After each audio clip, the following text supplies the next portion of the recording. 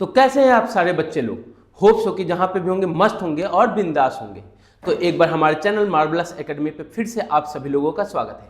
आज की क्लास में हम लोग क्लास 11th के फर्स्ट टॉपिक को डिस्कस करने जा रहे हैं, जहां पे सबसे ज़्यादा बच्चों को दिक्कत ये होता है कि भैया हम अपने सिलेबस को कैसे स्टार्ट करें, क्योंकि क्लास 10th के बाद जैसे ही आप क्लास 11th में आते हैं वैसे ही आपको बहुत सारी नई नई चीज़ें देखने के लिए मिलती हैं।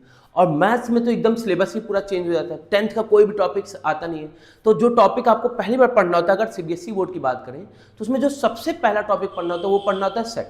अब ये सेट होता क्या है, इसमें हमको क्या क्या चीज़ें पढ़नी है और इस सेट का यूज हम आगे कैसे क्लास 11th या क्लास 12th में करेंगे, उन सारी चीज़ों को हम इस क्लास के थ्रू समझेंगे। तो क्लास 11th का जो सबसे पहला टॉपिक है सेट, उसके बारे में समझते हैं कि इस टॉपिक में हमको क्या क्या पढ़ना है। तो सबसे पहले आपको पढ़ना है कि सेट क्या होता है, फिर उसके बाद हमको क्या पढ़ना है टाइप्स ऑफ सेट्स, कितने तरीके के सेट्स होते हैं, उनको हम बनाते कैसे हैं, वो होते क्या हैं, उनको डिफाइन करेंगे। फिर उसके बाद हम लोग देखेंगे सबसेट्स क्या है, पावर सेट क्या है, और फिर उसके बाद होता है ऑपरेशन ऑन सेट। ऑपरेशन मतलब जैसे कि आप दो नंबर के बीच में एडिशन, सब्ट्रैक्शन, मल्टीप्लिकेशन, डिवीजन करते हैं, उसी तरीके से यहाँ पे सेट्स के बीच में क्या करते हैं हम ऑपरेशंस। तो उन ऑपरेशंस को क्या कहते हैं, प्लस माइनस होता है, क्या दूसरा नाम होता है, उन सभी को देखेंगे। और फिर उसके बाद पढ़ेंगे कार्डिनलिटी बेस्ड प्रॉब्लम। फिर उसके बाद हम लोग करेंगे प्रॉब्लम से रिलेटेड सारी चीजें। तो चलिए अब हम बात करते हैं अपने चीजों को, अब हम अपनी बात करते हैं चीजों को, ठीक है। तो अब हम जो है इसको ऐड करेंगे और आगे की तरफ हम क्या करते हैं, मूव करते हैं। हम आगे की तरफ क्या करते हैं, मूव। तो सबसे पहले अगर हम बात करें तो सेट्स क्या होता है उसको समझते हैं कि सेट्स क्या होता है। क्या होता है सेट्स, तो उसको देखिए। सबसे पहला हमारा टॉपिक क्या है, सेट्स। तो सेट्स क्या होता है उसको समझिएगा। जो सेट होता है वो एक कलेक्शन होता है। सेट क्या होता है, तो वो एक हमारा कलेक्शन होता है। आपने कहा ठीक है कलेक्शन कर लिया, लेकिन किस चीज का कलेक्शन करेंगे, तो किस चीज का कलेक्शन करेंगे, तो कलेक्शन हमको करना होता है एलिमेंट्स का। किसका कलेक्शन करना है, एलिमेंट्स का। आपने कहा भैया ठीक है भैया, हमने कलेक्शन भी कर लिया और आपने बता दिया एलिमेंट्स का, तो हमने एलिमेंट्स का भी कलेक्शन कर लिया, लेकिन किस टाइप के एलिमेंट्स का कलेक्शन करेंगे, किसी को भी उठा कर रख लेंगे क्या, बिल्कुल नहीं। यही तो यहाँ पे सबसे ज़्यादा मेन चीज़ होता है, किस टाइप के एलिमेंट्स का, तो वेल डिफाइंड जो एलिमेंट्स होते हैं, वेल डिफाइंड जो एलिमेंट्स होते हैं उनका जो कलेक्शन होता है उसको हम क्या कहते हैं, सेट्स कहते हैं। उनको हम क्या कहते हैं, सेट्स कहते हैं। तो बात को समझिए। तो सेट्स क्या हुआ था, आपने कहा सेट जो है एक कलेक्शन है। कलेक्शन किसका, तो एलिमेंट्स का। और एलिमेंट्स कैसे होने चाहिए, वेल डिफाइंड होने चाहिए। भैया ये जो टर्म आपने कहा वेल डिफाइंड, इसका मतलब क्या है उसको थोड़ा सा बता दीजिए। तो बात को समझिए। जैसे मैंने कहा कि 5 बैट्समैन का नाम लिखिए, 5 बैट्समैन का नाम लिखिए। तो आपने को 5 बैट्समैन का अगर मेरे को नाम लिखना है, तो मान लीजिए मेरे अकॉर्डिंग मैंने लिख दिया सचिन तेंदुलकर, सहवाग, युवराज सिंह, धोनी, सुरेश रैना। मैंने कहा ये लिख दिया। अब मैंने अपने किसी एक दोस्त को कहा कि भैया आप 5 बैट्समैन का नाम लिखिए। तो उसने 5 बैट्समैन के नाम में रोहित शर्मा, विराट कोहली, रिकी पॉन्टिंग, सचिन तेंदुलकर और सहवाग ऐसा कुछ भी लिख दिया। फिर मैंने किसी तीसरे दोस्त को कहा कि आप 5 बैट्समैन का नाम लिखिए। तो उसने 5 बैट्समैन के नाम पे किसी भी 5 बैट्समैन का क्या कर दिया, नाम लिख दिया। That means कि जो हमने 5 बैट्समैन का नाम लिखा वो इन तीनों लोगों के लिए क्या है, डिफरेंट है। वो इन तीनों लोगों के लिए क्या है, डिफरेंट है। That means कि हम जो 5 बैट्समैन कह रहे हैं ये चीज डिफाइंड तो है लेकिन वेल डिफाइंड नहीं है। तो बच्चा वेल डिफाइंड क्या होता है, सर ये वेल डिफाइंड फिर क्या है। वेल डिफाइंड क्या होता है कि मैं यहीं पे कहता कि 5 बैट्समैन का नाम लिखिए किस टर्म में जो सबसे ज्यादा रन स्कोर किए। 5 बैट्समैन का नाम लिखिए जो सबसे ज्यादा रन स्कोर किए। तो सबसे ज्यादा रन स्कोर में क्या होगा, तो आपने कोई सचिन तेंदुलकर, विराट कोहली, संगकारा, रिकी पॉन्टिंग और कोई भी जो भी 5वां बैट्समैन होगा उसका नाम। डेट मीन्स अब ये जो 5 नाम है वो सभी बच्चों के लिए क्या हो जाएंगे, फिक्स होंगे। वो चाहे मैं लिखूं, मेरा दोस्त लिखे या कोई तीसरा आदमी या चौथा आदमी कोई भी लिखे, अगर मैंने ये चीज बता दिया क्या कि in the term of run score, in the term of run score, तो 5 बैट्समैन क्या हो जाएंगे, सेम हो जाएंगे। क्या हो जाएंगे, 5 बैट्समैन सेम हो जाएंगे।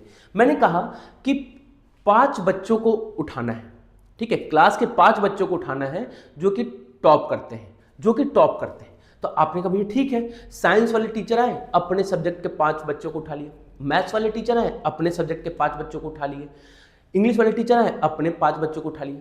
तो हो सकता है कि उन 5 बच्चों में से 2-3 कॉमन हो बट 2-3 इधर उधर जाएंगे। डेट मीन्स कि सभी 5 बच्चे सेम नहीं होंगे इन तीनों कॉन्सेप्ट में।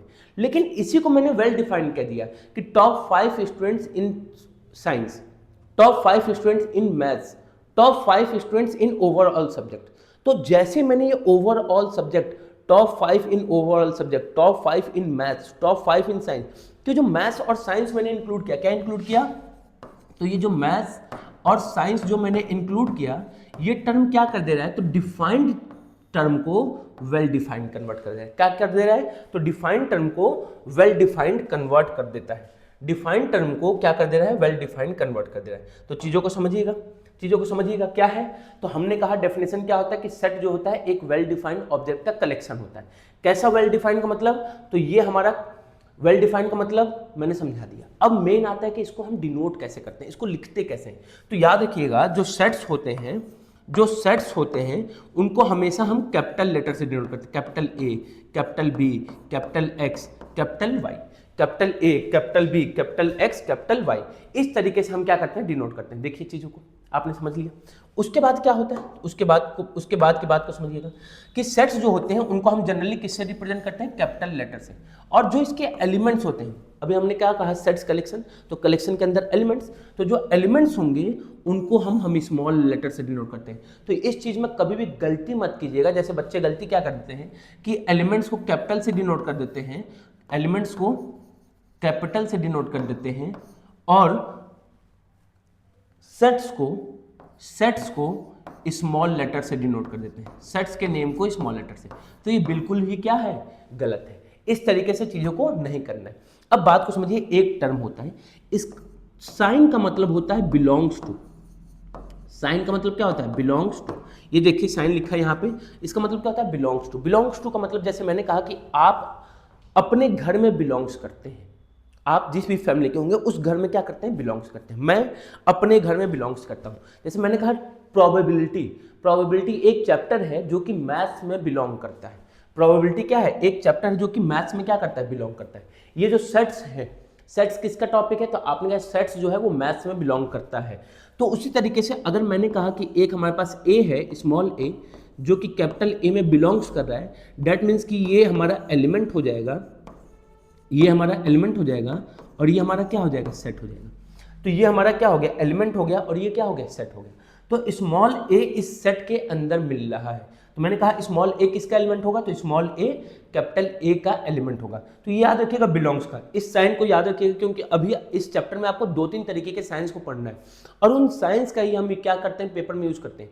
तो कंफ्यूजन अगर साइंस में होगा तो चीजों को आप नहीं समझ पाएंगे। ठीक है, अब समझिए एक और चीज क्या होती है इसमें, कि जो इसके एलिमेंट्स होते हैं वो रिपीटेड नहीं लिखे जाते हैं, रिपीटिशन में नहीं लिखे जाते हैं। रिपीटिशन का मतलब क्या है, बात को समझिए। जैसे मान लीजिए मैंने कलेक्शन किया, तो कलेक्शन में मेरा जो ए है वो 2 बार आ रहा है, या फिर कोई नंबर मान लीजिए 5 जो है वो 2 बार आ रहा है, कोई नंबर 10 2 बार आ रहा है। जैसे मैंने कहा कि marks of students in maths test में जो मार्क्स आया बच्चों का उसका मार्क्स लिखना है। तो आपने भैया वहां पे ऐसे भी नंबर होगा जो कि 2-3 बार रिपीट किया हो। जैसे मान लीजिए 10 है, 10 2 बच्चों का आ गया, 3 बच्चों का आ गया, 15 है, 15 5 बच्चों का आ गया। तो ये जो मार्क्स 3 बार 5 बार रिपीट कर रहा है, इसको हम 2 बार 3 बार नहीं लिखते, उसको सिर्फ और सिर्फ एक ही बार लिखते हैं। क्या कहा है, रिपीटेड नहीं होना चाहिए। तो नहीं होना चाहिए तो रिपीट नहीं करेंगे, रिपीट नहीं करना होता है, ये बात को याद रखिएगा। अब बात को समझिएगा। सबसे पहले जैसे ही आपने समझा कि वेल डिफाइंड और नॉट डिफाइंड क्या होता है, मतलब जो सेट्स होता है वो क्या होता है, तो उसी तरीके से सेट्स पे क्वेश्चन बन गया क्या, कि इनमें से कौन सा जो कलेक्शन है सेट्स है या नहीं है। तो बात को समझिए, कलेक्शन ऑफ नेचुरल नंबर, अगर सिर्फ नेचुरल नंबर का कलेक्शन होता, सिर्फ नेचुरल नंबर का कलेक्शन होता तो वो भी सेट्स होता। अब भैया ये कैसे हो सकता है, क्योंकि नेचुरल नंबर का कलेक्शन मतलब क्या, G1 से लेके सारे नंबर, 1 से लेके सारे नंबर जितने आप सोच सकते हैं, लेकिन वो सारे नंबर क्या होने चाहिए, कंप्लीट होने चाहिए। कंप्लीट का मतलब 1 2 3 4 5 6 इस तरीके के नंबर। तो क्वेश्चन में क्या करें, collection of natural number between 2 to 20। 2 से 20 का मतलब उस सेट्स में क्या लगा दिया, बाउंड्री भी लगा दिया। सेट्स में क्या लगा दिया, बाउंड्री लगा दिया। अब बाउंड्री लगा दिया तो आपने को ये तो वेल डिफाइंड है, दैट इज सेट है। अब सेकंड क्वेश्चन क्या बोला है, collection of number which satisfy the equation this. किसी इक्वेशन को सेटिस्फाई करने वाले नंबर का जो कलेक्शन होगा वो हमेशा पर्टिकुलर होगा। इस इक्वेशन को या तो मैं सॉल्व करूं, या मेरा दोस्त सॉल्व करे, या कोई तीसरा आदमी सॉल्व करे, या कोई पांचवा आदमी सॉल्व करे। तो कोई भी आदमी सॉल्व करे, इस इक्वेशन का जो सॉल्यूशन होगा हमेशा क्या होगा, फिक्स्ड होगा। और कोई चीज अगर फिक्स्ड है, सेम है, तो क्या हो जाएगा, सेट होता है। सेट भैया यही कहता है collection of prime number between 1 से 100, 1 से 100 भी क्या होगा, आपने कभी ये भी सेम होगा, सारे लोगों के लिए क्या होगा, सेम होगा। Collection of all beautiful girls in class, जितनी सुंदर सुंदर महिलाएं हैं क्लास के अंदर उन सारी महिलाओं का कलेक्शन। तो आपने को ये सुंदर महिलाएं वो किस पे डिपेंड करता है, ये तो देखने वालों पे है कि देखने वालों ने क्या क्या नहीं देखा होगा। मेरा दावा है कि तुझसा नहीं देखा होगा। तो जितने ब्यूटीफुल गर्ल्स हैं उनकी बात करें तो जैसे मेरे लिए कोई और ब्यूटीफुल होगा, दूसरे आदमी के लिए कोई और ब्यूटीफुल होगा, तीसरे आदमी के लिए कोई और ब्यूटीफुल होगा। तो यहाँ पे जो गर्ल्स हैं वो क्या हो रही है, चेंज हो रही है, मतलब ये फिक्स्ड नहीं है। तो फिक्स्ड नहीं है तो सेट भी नहीं होगा। All collection of 10 most talented writers in India, most talented writers, बस राइटर की बात कही गई है। अब राइटर वो किस पे है, फिक्शन के लेवल में है, स्टडी के लेवल में है, या बुक या कोई लिटरेचर या कुछ भी, मतलब जो भी टाइप्स हो सकते हैं लिटरेचर, तो अलग अलग टाइप हो सकते हैं। तो भैया तो हम अलग में से किसको ले रहे हैं ये नहीं पता। जैसे मैंने कहा टॉप 10 राइटर की मैथ्स की बुक जो अच्छे लिखे हैं, कोई फिजिक्स वाले को बोल रहा है, कोई केमिस्ट्री वाले को बोल, कोई लिटरेचर को बोल रहा है, कोई फिक्शन वाले बुक को कह रहा है, कोई अलग अलग टाइप के बुक को कह रहा है, कोई स्टोरी वाली बुक को ले रहा है। तो यहाँ पे जो राइटर्स हैं क्या हो जाएंगे, डिफरेंट हो जाएंगे। तो डिफरेंट हो जाएंगे तो ये भी सेट्स नहीं होगा। उस तरीके से 11 बेस्ट क्रिकेट प्लेयर जिसको मैंने अभी डिस्कस किया, ये तो बिल्कुल नहीं होने वाला है। Collection of novels written by, novels written by तक तो होता तो नहीं था, लेकिन जैसे ही नाम लिख दिया गया मुंशी प्रेमचंद तो ये ला दिया पर्टिकुलरिटी। तो जिस भी डिफिनेशन में पर्टिकुलरिटी आएगी वो हमारा क्या हो जाएगा, वो हमारा क्या हो जाएगा, सेट्स हो जाएगा। तो होप सो ये आपको समझ में आया होगा। और अब आगे बढ़ते हैं हम। अब बात ये आती है कि भैया सेट्स हमने समझ लिया, हमने एलिमेंट्स का कलेक्शन भी कर लिया और लेके भी आ गए। ये उसी तरीके से है कि हमारे घर में फंक्शन था और हमने मेहमान को बुला लिया। अब अगर मेहमान हमारे घर में आ गए तो सबसे पहला काम क्या होता है कि उनको चेयर देना, कि भैया लीजिए बैठिए बैठिए बैठिए। तो बैठने का क्या तरीका होता है, दो तरीका, एक कि लोग आए और आपने कह दी बैठिए, जहाँ जहाँ मन है सब बैठ गए। दूसरा तरीका कि जो घर के बहुत ही खास आदमी होते हैं उनको सबसे पहला चेयर दिया था, मतलब स्टार्टिंग वाली रो, आप आइए बैठिए, आप आइए बैठिए, आप आइए बैठिए, इस तरीके से। तो आप आइए बैठिए एकदम आगे, क्यों, क्योंकि वो घर के स्पेशल आदमी हैं। उनको अगर आप इंपॉर्टेंस नहीं देंगे तो नाराज हो जाएंगे, और नाराज होकर कब भाग जाएंगे ये पता नहीं होता। तो नाराजी नहीं करनी है तो उनको सबसे पहले बैठाना है। तो आपने क्या भैया पहले बैठा दिया। उसी बैठाने वाले टर्म को यहाँ पे क्या कहते हैं, तो उसको कहते हैं सेट्स का रिप्रेजेंटेशन। सेट्स का क्या होता है, रिप्रेजेंटेशन, कि सेट को हम रिप्रेजेंट कैसे करते हैं। ठीक है, रिप्रेजेंट कैसे करते हैं, रिप्रेजेंट का मतलब कि जो आपके पास एलिमेंट्स हैं, जो आपके पास एलिमेंट्स हैं उनको आप कैसे राइट करेंगे। ठीक है, ठीक है, कैसे रिटर्न करेंगे, कैसे लिखेंगे, इसको हम क्या कहते हैं, रिप्रेजेंटेशन ऑफ सेट्स। अब सेट्स को रिप्रेजेंट करने के लिए आपके पास कितने हैं, तो आपके पास दो मेथड है। आपके पास क्या है, तो आपने कहा भैया हमारे पास दो मेथड, देख लीजिए भैया। तो सेट्स के रिप्रेजेंट करने के लिए हमारे पास कितने मेथड हुए, तो आपने भैया हमारे पास देखा जाए तो हमारे पास टोटल दो मेथड हो गए। कौन कौन सा मेथड, तो एक मेथड हम कहते हैं रोस्टर फॉर्म और दूसरा कहा जाता है सेट बिल्डर फॉर्म। एक मेथड होता है रोस्टर फॉर्म और दूसरा क्या होता है, सेट बिल्डर फॉर्म। अब ये रोस्टर फॉर्म और सेट बिल्डर फॉर्म क्या है उसको समझिए। क्या कहता है कि अगर एलिमेंट्स को हम एज इट इज लिख लें कॉमास का यूज करके, किसका यूज करके, कॉमास का। जैसे मैंने कहा कि 1 से 10 तक का नंबर लिखना है, किसका नंबर लिखना है, 1 से 10 तक का नंबर। तो आपने कहा 1 से 10 तक का नंबर क्या होगा, तो आपने कहा 1 2 3 4 5 6 7 8 9 10। अब इन सारे नंबरों को हमने लिखा, किसको लिखा, तो हमने कहा 1 2 3 4 1 2 3 4 5 6 7 8 9 और 10, इन सारे नंबरों को लिखा। और ये जो ब्रैकेट लगाया मैंने उसको कहते हैं कर्ली ब्रैकेट। क्या कहते हैं, कर्ली ब्रैकेट। देखिए यहाँ पे लिखा हुआ है, क्या कहते हैं उसको, तो कर्ली ब्रैकेट। तो हम कर्ली ब्रैकेट के अंदर लिख रहे हैं और साथ ही साथ जितने एलिमेंट्स हैं उनके बीच में हम क्या यूज करते हैं, कॉमास का यूज करते हैं। क्या करते हैं, कॉमास का यूज। तो हमने अगर सारे एलिमेंट्स को लिखा, सारे एलिमेंट्स को लिखा, तो ऐसे मेथड को हम कहते हैं, ऐसे मेथड को हम कहते हैं रोस्टर मेथड। क्या कहते हैं, रोस्टर मेथड। होप सो कि समझ में आएगा। और याद रखिएगा कि जो रोस्टर मेथड होता है उसमें रिपीटिशन अलाउड नहीं होता। जैसे मान लीजिए कि 1 हमारा 2 बार आ रहा था, तो 1 को 2 बार नहीं सिर्फ एक ही बार लिखेंगे। 2 हमारा 3 बार आ रहा था, तो 2 को 3 बार नहीं सिर्फ एक ही बार लिखेंगे। ये होता है सेट में लिखने का तरीका। अब अगर हम बात करें सेट बिल्डर मेथड की, तो सेट बिल्डर मेथड क्या होता है, ये क्या कह रहे हैं कि अगर हम प्रॉपर्टी का यूज करके या रूल का यूज करके एलिमेंट्स को डिनोट करते हैं, मतलब रूल या प्रॉपर्टी। आपको पता है कि भैया maths is all about rule और फॉर्मूला। तो रूल या फॉर्मूले के यूज करके अगर हम अपने हम अपने एलिमेंट्स को रिप्रेजेंट करते हैं, तो ऐसे मेथड को क्या कहते हैं, सेट बिल्डर। भैया बिल्डर क्यों, क्योंकि यहाँ पे कुछ चीज़ हम बना रहे हैं। क्या बना रहे हैं, वो रूल, वो फॉर्मूला, वो रूल, वो फॉर्मूले को हम क्या कर रहे हैं, बना रहे हैं। तो जिस चीज़ को हम बनाते हैं उसको हम क्या कहते हैं, सेट बिल्डर फॉर्म कहते हैं। क्या कहते हैं, सेट बिल्डर फॉर्म कहते हैं। जैसे एग्जाम्पल, वॉवेल्स लिखना है, तो वॉवेल्स लिखने का एक तरीका क्या है कि ए, ई, आई, ओ, यू, ऐसे हमने लिख लिया। इस मेथड को हम क्या कहेंगे, तो इस मेथड को कहेंगे हम रोस्टर फॉर्म। देखिए रोस्टर फॉर्म। लेकिन इसी को लिखने के लिए हमने कोई फॉर्मूला या प्रॉपर्टी का यूज कर लिया कि vowels of English alphabet x, इसको जो डॉट डॉट होता है इसको हम कहते हैं सच डैट। ये जो दो डॉट होता है इसको हम क्या कहते हैं, सच डैट। तो एक्स सच डैट कि एक्स हमारा वॉवेल्स है। इससे फायदा ये हुआ कि जब हमारे पास बहुत ज़्यादा नंबर्स आते हैं, जब बहुत ज़्यादा नंबर्स आते हैं तो आपको रिप्रेजेंट करना क्या हो जाता है, आसान हो जाता है। क्या करना होता है, रिप्रेजेंट करना आसान हो जाता है। जैसे अब क्वेश्चन के थ्रू हम चीज़ों को समझते हैं, क्वेश्चन के थ्रू क्या करते हैं, चीज़ों को समझते हैं। ठीक है, थोड़ा सा देखिएगा क्वेश्चन को। क्वेश्चन क्या कह रहे हैं, बहुत ही प्यारे प्यारे बेहतरीन से क्वेश्चन लाए हैं, जिससे कि आपका जो भी डाउट्स है इस फॉर्म से, जो भी डाउट होगा इस क्लास के बाद नहीं होगा, ये गारंटेड है। इस क्लास के बाद आपको इस चैप्टर में तो डाउट नहीं होने वाला है। तो चीज़ों को थोड़ा सा समझिए। क्या कह रहे हैं कि हमको एक्सप्रेस करना है क्या, कि x हमारा n में बिलोंग करे। n मतलब क्या होता है, सेट ऑफ नेचुरल नंबर। कुछ नोटेशन देख लीजिए, पहले कुछ नोटेशन को देख लेते हैं। नोटेशन मतलब क्या है कि हम किससे किसको रिप्रेजेंट करते हैं। तो पहला होता है सेट ऑफ नेचुरल नंबर, इसको हम कहते हैं सेट ऑफ नेचुरल नंबर। ठीक है, इसको कहते हैं set of natural number. Natural number का सेट होता है। ठीक है, एक होता है हमारा W। ठीक है, W ये क्या होता है, तो set of whole number. Set of whole number. भैया ये दोबारा क्यों बना रहे हैं, क्योंकि डायरेक्ट पार्ट जो है वो ये भी बताता है, मतलब जो डबल पार्ट ये बताता है कि ये सेट है। अगर सिंगल लेते तो n ही होता है, अगर सिंगल n लिखते तो सेट नहीं कहलाता है। तो सेट को शो करने के लिए हमने इस नोटेशन का यूज किया, मैंने नहीं, बुक ने किया। ठीक है, इसलिए हम भी यूज करते हैं। ठीक, उसके बाद क्या है, ये z होता है। z क्या होता है, तो z को कहते हैं सेट ऑफ इंटीजर्स। जेड को क्या कहते हैं, सेट ऑफ इंटीजर्स।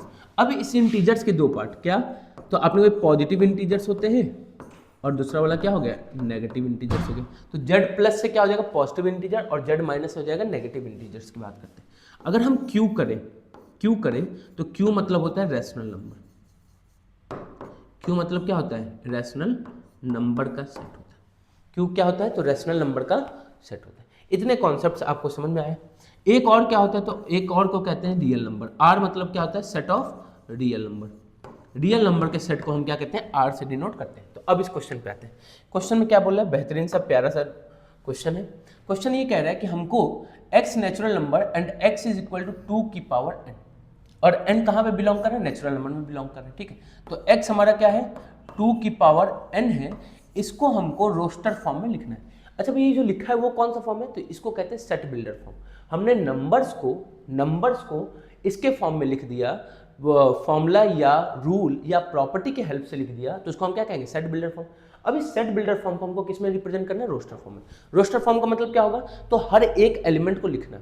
तो आपने कहा भैया n नेचुरल नंबर है, तो n सबसे पहले क्या होगा, 1। n 1 हुआ तो x की वैल्यू क्या हो गई, 2 हो गई। n 2 हुआ तो x की वैल्यू क्या हो गई, 4 हो गई। n 3 हुआ तो x की वैल्यू कितनी हो जाएगी, 3, तो x की वैल्यू 8 हो जाएगी। n 4 हुआ तो x की वैल्यू कितनी हो जाएगी, तो आपने भैया x की वैल्यू हो जाएगी 16, और ऐसे ही सो ऑन। भैया कहाँ तक लिखेंगे, तो याद रखिएगा जब भी इनफिनाइट टर्म्स होते हैं किसी सेट में, तो उसमें से 5 टर्म अगर आपने लिख लिया तो मोर देन इनफ है। तो रोस्टर फॉर्म क्या हो जाएगा, तो आपने कोई रोस्टर फॉर्म में क्या लिखेंगे, x की वैल्यू डायरेक्ट लिखना होता है, 2, 4, 8, 16, 32 एंड सो ऑन। ऐसे डॉटेड का मतलब क्या होता है, सो ऑन, कि ये इनफिनाइट टर्म्स तक जा रहा है। तो जहाँ पे इनफिनाइट है उसको तो आप पूरा नहीं लिख सकते, तो नहीं लिख सकते तो बस हमने इनफिनाइट को लिखा और काम हमारा हो गया। चलिए नेक्स्ट पार्ट में मूव करते हैं। नेक्स्ट पार्ट एक और बेहतरीन सा आपके लिए क्वेश्चन क्या है, एक और बेहतरीन सा क्वेश्चन है। इसमें देखिए क्या बोल रहा है, क्वेश्चन को समझिएगा। अभी आपने क्वेश्चन किया किस में, कि हमको कन्वर्ट करना है रोस्टर फॉर्म में। अब हम क्वेश्चन करने जा रहे हैं किसमें, कि रोस्टर फॉर्म दिया हुआ है, आपको सेट बिल्डर फॉर्म में कन्वर्ट करना है। किसके फॉर्म में कन्वर्ट करना है, सेट बिल्डर फॉर्म में। आपने कहा सबसे पहले हम रूल को बनाएंगे कि रूल क्या है। तो आपने यहाँ पे क्या लिखा है, 2 लिखा हुआ है, यहाँ पे क्या लिखा है, 5 लिखा हुआ है, यहाँ पे क्या लिखा है, 10 लिखा हुआ है, यहाँ पे 17, 26 और 37। तो सबसे पहले आपको उसका रूल बनाना होता है कि ये रूल क्या है भैया, ये रूल क्या बनना है। तो आपने कहा भैया अगर रूल देखा जाए तो ये 2 लिखा हुआ है, 2 को हम लोग क्या लिख सकते हैं, तो आपने कहा 2 को लिख सकते हैं 1 + 1, हाँ या ना, आपने कहा ठीक है भैया। 5 को क्या लिख सकते हैं, तो 5 को आपने कहा भैया 5 को लिख सकते हैं 4 + 1, आपने कहा बेहतरीन है। 10 को क्या लिख सकते हैं, तो 10 को लिख सकते हैं 9 + 1, बहुत बेहतरीन। 17 को क्या लिख सकते हैं, तो आपने कहा भैया इसको लिख सकते हैं 16 + 1। सेम एज इट इज 26 को आपने कहा 25 + 1 और 37 को 36 + 1। आपने कहा कि भैया अगर इन नंबरों में देखा जाए तो 1 1 1 1 1 और 1 1 1 1 तो सब में कॉमन है। डेट मीन जो चीज कॉमन होता है उसमें कोई रूल नहीं है, वो तो सिंपल सा है। लेकिन और क्या चीज चेंज हो रही है, तो जो चीज चेंज होगी उसमें हम फॉर्मूला का यूज करेंगे 1। तो आपने कहा 1, ये लिखा है 4, 4 मतलब क्या होता है 2 का स्क्वायर, तो आपने कहा ये तो 1 का स्क्वायर लिखा है, ये 2 का स्क्वायर लिखा है, ये 9 का मतलब 3 का स्क्वायर, 16 का मतलब 4 का स्क्वायर, 25 का मतलब 5 का स्क्वायर और 36 का मतलब 6 का स्क्वायर। भैया ये तो रीजनिंग टाइप का क्वेश्चन हो गया। बिल्कुल बच्चा, इसीलिए तो कहा जाता है कि जो मैथ्स आता है उसको रीजनिंग तो पढ़ने की जरूरत नहीं होती है, उसकी रीजनिंग अपने आप सही हो जाती है। क्यों? क्योंकि मैथ्स आपको रीजनिंग अपने आप सिखा देता है। देखिए सीख लिए रीजनिंग का क्वेश्चन एक, ठीक है, बहुत ही ज्यादा कॉम्पिटेटिव एग्जाम में पूछे जाने वाला एक क्वेश्चन है। तो आपने कहा भैया इससे ये फॉर्मूला बनता है कि हम इसको लिख सकते हैं एक्स सच डेट कि x जो हो जाए वो n² + 1 हो जाए। क्या हो जाए? n² + 1 हो जाए। n मतलब ये हमारे पास नंबर हो गए। अच्छा n कैसे लेंगे, तो आपने कहा भैया n हम लेंगे सेट ऑफ नेचुरल नंबर का, n क्या लेंगे, सेट ऑफ नेचुरल नंबर का, जहां पे n जो होगा स्मॉलर देन इक्वल टू 6 हो जाए। स्मॉलर देन इक्वल टू क्या हो जाए 6, तो n belongs to natural number such that कि n is smaller than equal to 6। भैया बाउंड्री क्यों लगाया 6 पे, क्योंकि 6 के बाद हमारे पास नंबर नहीं है। तो इस फॉर्म को जो हमारे पास ये लिखा हुआ था, इस फॉर्म को आपने इसमें रिप्रेजेंट किया और इसी फॉर्म को हम क्या कहते हैं, सेट बिल्डर मेथड। क्या कहते हैं, सेट बिल्डर मेथड। तो ये कॉन्सेप्ट आपको समझ में आया होगा, ये कॉन्सेप्ट आपको समझ में आया होगा। और ये कॉन्सेप्ट आपको जैसे ही समझ में आ गया, जैसे ही आपको समझ में आ गया, तो अब आपने देख लिया क्या किन चीजों को, इन क्वेश्चंस को देखने के बाद अब आपके लिए 2 क्वेश्चन मैं देता हूं कि आपको इस क्वेश्चन को क्या करना है, सॉल्व करना है और फिर इसको कमेंट सेक्शन में मेंशन कीजिएगा इसका रिजल्ट। क्वेश्चन क्या है कि x इक्वल टू 2y - 1, जहां पे y किस में बिलोंग कर रहा है, नेचुरल नंबर में, और y स्मॉलर देन 5 है। और इसको किस फॉर्म में लिखना है, रोस्टर फॉर्म में। किस फॉर्म में लिखना है, रोस्टर फॉर्म में। तो रोस्टर फॉर्म में आपको लिखना है, ठीक है। अब एक और क्वेश्चन है, क्वेश्चन क्या है देखिए भाई, जूम कर देते हैं आप लोगों के लिए। अब क्वेश्चन में देखिए कि ये सेट बिल्डर फॉर्म में पहले से लिखा हुआ है, सॉरी किस फॉर्म में लिखा है, रोस्टर फॉर्म में पहले से लिखा है, और आपको लिखना किस में है, तो आपको सेट बिल्डर फॉर्म में लिखना है, सेट बिल्डर फॉर्म में लिखना है। कमेंट सेक्शन में इसको क्या करेंगे, आप लोग मेंशन करेंगे अगर आपको समझ में आया। अब नहीं समझ में आया, अगर मान लीजिए आपको नहीं समझ में आया, तो लीजिए एक बार फिर से मैं आपको एक क्वेश्चन के थ्रू समझा देता हूँ। मान लीजिए नहीं समझ में आया तो एक और क्वेश्चन देख लीजिए, बेहतरीन सा प्यारा सा क्वेश्चन है कि ये हमको पहले से किस फॉर्म में दिया है, तो जहां पे फॉर्मूला रूल का यूज हो वो कहते हैं सेट बिल्डर फॉर्म, और उसको हमको किस में रिप्रेजेंट करना है, रोस्टर फॉर्म में। किस में रिप्रेजेंट करना है, रोस्टर फॉर्म में। तो यहाँ पे क्या कहा है कि x³ हमको चाहिए, जहां पे x क्या होगा, स्मॉलर देन 5 होगा, और x किस में बिलोंग कर रहा है, होल नंबर में। याद रखिएगा होल नंबर में बिलोंग कर रहा है, नेचुरल नंबर में, रियल नंबर में, इसको आपको चेक करना ही होगा। होल नंबर का मतलब ये होगा कि x की वैल्यू हम 0 भी इंक्लूड करेंगे, लेकिन नेचुरल नंबर होता तो 0 को इंक्लूड नहीं करना होता है। मान लीजिए आपने गलती से नहीं देखा और नेचुरल नंबर के लिए सॉल्व कर दिया, तो टीचर कुछ नहीं करेगा, बस ऐसे एक लाइन और उसी पे काटते हुए दूसरी इंटरसेक्टिंग लाइन बना देगा, और जैसी इंटरसेक्टिंग लाइन बनी उसको कहते हैं जीरो। जीरो कहते हैं, तो जीरो ना मिले इसलिए आपको इस चीज़ पे क्या करना है, फोकस करना है। तो आपने कहा कि भैया हमारा क्या है, तो हमारा जो सेट है वो x³ का है, जहाँ पे x क्या है, 5 से छोटा है, और x हमारा किस में बिलोंग कर रहा है, होल नंबर में बिलोंग कर रहा है। तो होल नंबर क्या होता है, 0 से शुरू होता है, तो 0 का क्यूब, तो आपने कहा 0 का क्यूब 0, फिर 1, 1 का क्यूब 1 हो जाएगा, फिर क्या आएगा 2, 2 का क्यूब हो जाएगा 8, फिर क्या आएगा 3, 3 का क्यूब 27 हो जाएगा, फिर 4, 4 का क्यूब 64, 5 आएगा क्या, आपने कहा बिल्कुल नहीं आएगा, क्योंकि x क्या है, स्मॉलर देन 5 है। स्मॉलर देन का मतलब होता है उस नंबर को हम इंक्लूड नहीं करेंगे, ये बात याद रखिएगा। तो ये हमारा क्या हो जाएगा, सेट। बी से डिनोट किया गया था तो अभी भी बी से ही डिनोट करेंगे। ये नहीं कि पहले बी से डिनोट कर रहे थे और बाद में आपने ए से डिनोट कर दिया, ऐसा कभी भी नहीं होती हैं चीज़ें। ये बात क्या रखिएगा याद, ये बात क्या रखिएगा याद कि ऐसी चीज़ें कभी भी नहीं होती हैं। जिससे डिनोट किया गया पहले उसी से बाद में भी आप क्या करेंगे, डिनोट करेंगे। चलिए एक और बेहतरीन सा क्वेश्चन आ गया आपके लिए।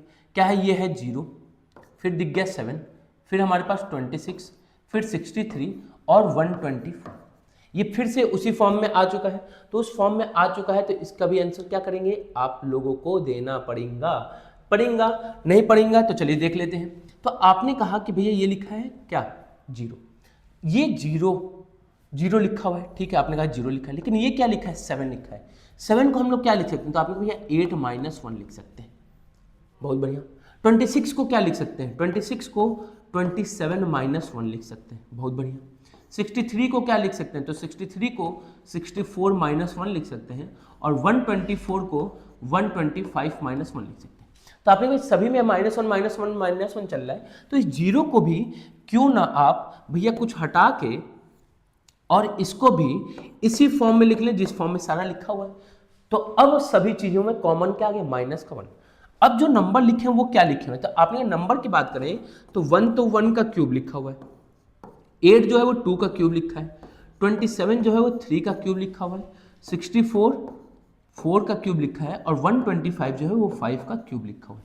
आपने कहा बेहतरीन, ये हमारा क्या बन गया, रूल भी बन गया।